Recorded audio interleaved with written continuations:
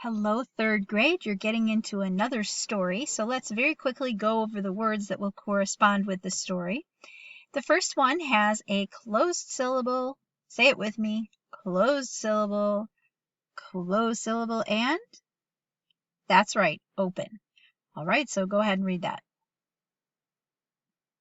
Activity. Nicely done. That would be something that's done as work or for a particular purpose. Okay, so sometimes it's work or some other purpose. Maybe the activity is a craft activity or a sports activity. So it's something that you're doing. Let's see what the sentence says. Go ahead and read it, and then I'll read it with you. Let's read it together. Grandma needs help with her daily activity around the house. Moving on, the next one has AR that says R, and then why would Mrs. Heath highlight VE? That's right, because English words don't end in V. There's always a silent E after those words. So what would this base word say? Correct, it says carve, and you're going to see it in past tense, so it will say carved. That just means to cut into a surface. So here's another good word to need to learn how to read. And in this word, let me just very quickly say that where my yellow circle should be, this TI, remember that TI sometimes says shh, and that is the case in this word. So this word says initials. You know how to write your initials. That would be the first letter of your first name and of your last name. So I'm thinking of some students listening to this, and I know there's a young lady with SD, possibly her brother's listening with G and then D. There is a Mr. RD that should be listening, and maybe LS and KS might be listening. I think those are the students that might be listening. And so let's read this together. You probably had time to read it while Mrs. Heath went on about your initials. Their initials are carved into a tree. Okay, so here we have, I wonder who these people are. We don't know. Let's move on. Okay, the next one has a closed syllable and then OW. Remember that OW sometimes says ow and sometimes says O.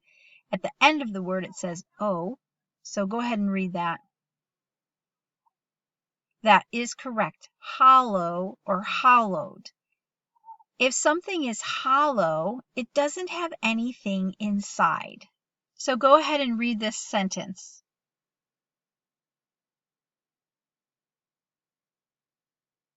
Okay. The squirrel hid inside the hollow log until the barking dog went to its home. All right. And then the next one, EA, we know it can say eh. I should say its first sound. First, the sound that you learned is that it says E, and then you learned that it says eh, and it says A. So in this case, it's saying eh. So what would this say? That is correct, meadow. And here is a meadow. That's usually a flat area of land covered with tall grasses. So read this one with me. I won't have you read it yourself. Oopsie. Oh, you're not going to be able to read it if I don't get back there, huh? Let me go like this. There we are. Let's read it together. While walking through the meadow, we saw many butterflies. Nicely done. I just want to point this out. I always like to point these spelling bits out here. Butterfly, the base word, ends with a Y. And so if you're changing it to be more than one butterfly, you're going to drop the Y and add an I, and then add ES. All right, let's go ahead and look at this last word. All right. Let's see. We have bossy R that says or. We have a closed syllable, and we would say bossy R here too, but why when it's right next to it? I'll show you down here in this word if you're following this little yellow circle. Y is going to reach over and make this A say A. So keep that in mind as you try to read this. Go ahead and try. Very well done. Read it with me. Ordinary. Ordinary means normal or common.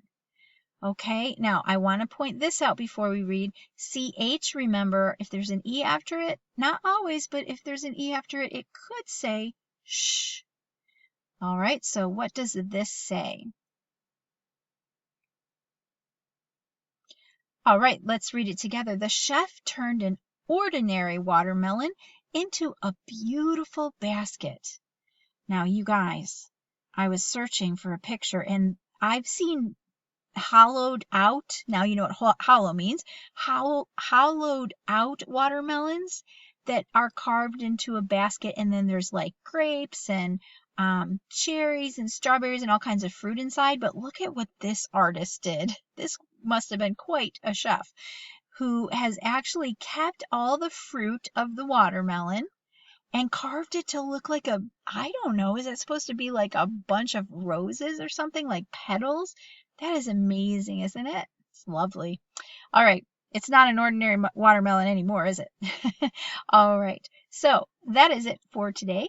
Thank you for your kind attention. Enjoy the next story, and we will, Lord willing, talk one more time or two next week. Talk to you later. Bye.